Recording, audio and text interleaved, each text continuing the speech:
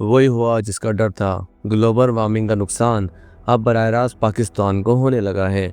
भारत के डैम से छोड़ा गया पानी पाकिस्तान में दाखिल हो गया है, जिसने दरियाओं में तबाहकुन सैलाब बर्पा कर दिया है।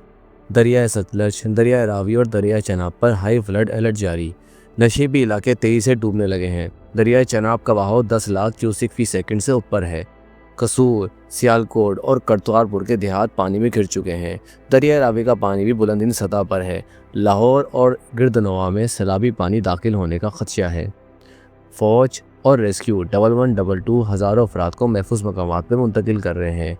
अब तक 32,000 से ज़ायद लोगों को निकाला जा चुका है। खेत, मकानात और हत्ता के करतारपुर का गुरुद्वारा दरबार साहब भी पानी में घिर चुका है। इंफ्रास्ट्रक्चर और ज़राअत को भारी नुकसान पहुंचा है। अब ये सैलाब सिंध की तरफ बढ़ रहा है। गुड्डू और सखर बराज पर आइंदा दिनों में शदीद हाई फ्लड मुतवक्को है।